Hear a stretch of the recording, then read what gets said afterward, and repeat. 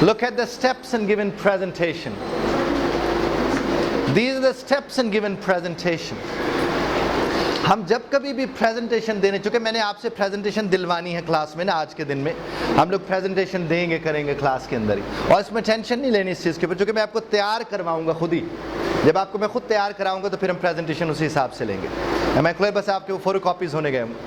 Plan, prepare, practice, present. 4 P's. How many P's? 4 P's. P1 is? P2 is? P3 is? P4 is? Present.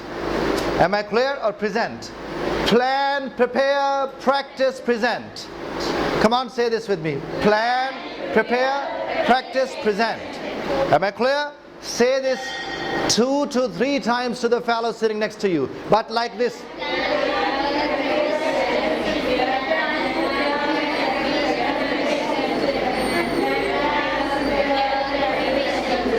Wonderful.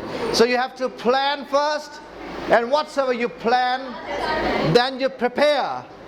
Then you prepare in the light of your planning, and then you practice it. And once you practice it, then you're ready to present it to the audience, to you, your fellows.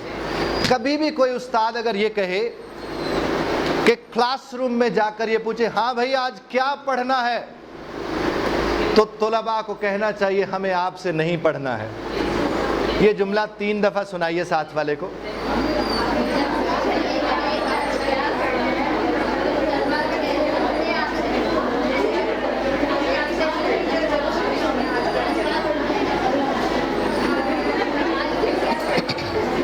बात पहुंची है आप तक?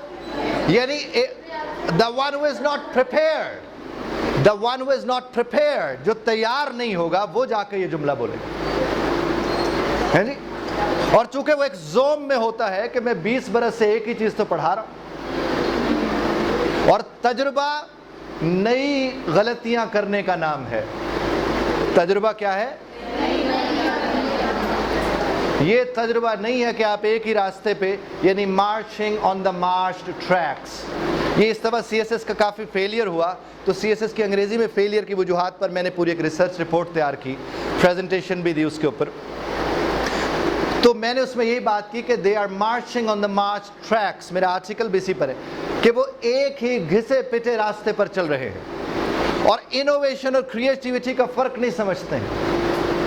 Creativity और शय होती है, innovation और शय होती है। उन्हें इनोवेशन की तरफ जाना है, क्रिएटिविटी की तो उसमें ज़रूरत ही नहीं है। तो marching on the march tracks, teacher भी marches on the march track, वो घिसे पिटे रास्ते पे चलता रहता है और अपने आप को तजुर्बाकार समझता है। एक ही चीज़ को एक तरीके से 20 साल पढ़ाने की सूरत में आप तजुर्बाकार नहीं हो सकते, और हमारे यहाँ इस तर्ज के तजुर्बाकार ही पाए जाते हैं, इसीलिए उनकी तजुर्बे से फ़ायदा उठाने वाले नहीं पाए जाते। बात पहुंची है? नहीं लगा आपकी शक्ल से कि बात पहुंची है? हाँ। तो इसका मतलब क्या है कि जब बात पहुंचे तो शक्ल से भी लगना चाहिए कि बात, और आप इस बात को और भी बेहतर समझ सकते हैं, जो कि आपको तकलीफ जब होती होगी पढ़ाते हुए तो वो इसी बात पे होती होगी, है कि कोई रिस्पॉन्स ही नहीं। और यहाँ पर एक जुमला जहन में रखिएगा, जब कोई रिस्पॉन्ड नहीं करता तो हम रिएक्ट कर जाते हैं। जुमला सुनाइएगा साथ वाले को।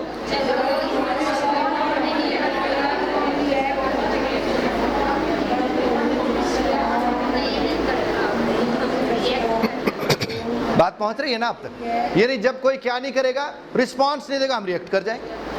और ये जो रिएक्ट कर जाते हैं ये बुनियादी तौर पर उलझ जाते हैं। ये क्या कर जाते हैं?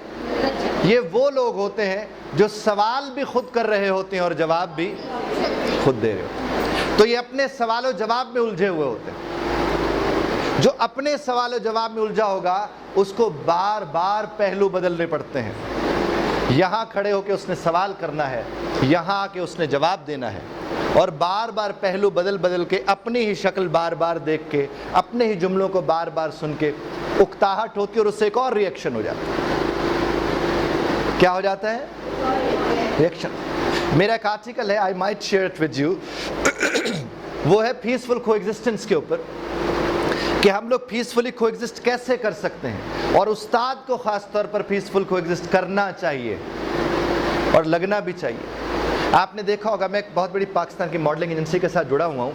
फैशन इंडस्ट्रीज़ के ऊपर तो बड़े ही, हर जगह वैसे तो तकरीबन सेम ही है। 3 लोग यहाँ खड़े क्या बात करें, वो जो वहाँ पर फिर रहा है या फिर रही है ना, कहते उसको देखा है तुमने, हर वक्त मैं तुम्हें क्या बताऊँ, ये बोल रहे होते आपस में। और जो ही वो तशरीफ़ लाते हैं, कैसे हो, तुम्हारा ही जिक्र हो रहा था। और इट हैपन्स एवरीवेयर। और उस वक्त वहां पे खड़े लोग मुनाफकत का बाकायदा मुजाहिरा फरमा रहे होते हैं। क्या कर रहे होते? बाकायदा। और जो मुनाफकत का मुजाहिरा फरमाएंगे तो मुनाफकत फिर तैरने लगती है फ़ज़ा में, जहरीला मवाद बन के ज़ातों को तज के रख देती, ज़ातों को ख़राब और तबाह बर्बाद करके रख देती है, विच इज़ देयर। और ये कौन लोग करते हैं? जो प्लानिंग और प्रेपरेशन पे अपना वक्त नहीं लगाते, वो क्योंकि कहीं और वक्त लगा रहे होते हैं। ना वो प्लानिंग फेज पे वक्त लगाएंगे, ना प्रेपरेशन फेज पे वक्त लगाएंगे। प्रैक्टिस तो वो करेंगे क्योंकि बरसा बरस से कर रहे, वो इनोवेशन की तरफ जाते नहीं। और फिर then you have to present करने का उन्हें पता है कि वो जाएंगे और प्रेजेंट तो वो कर ही लेंगे। और यही एतमाद उनका जो है वो तबाही का सबब होता है। I would stop here for a while. जब से मैं आया हूँ तब से लेकर अब तक की मेरी जितनी भी गुफ्तगू हुई है, आप बड़े सलीके से 2 मिनट के लिए इधर ही बैठे रहिए, साथ वाले के साथ उसको in depth in detail discuss कीजिए ताकि वो आपकी ज़ात का हिस्सा बन सके। बहुत शुक्रिया।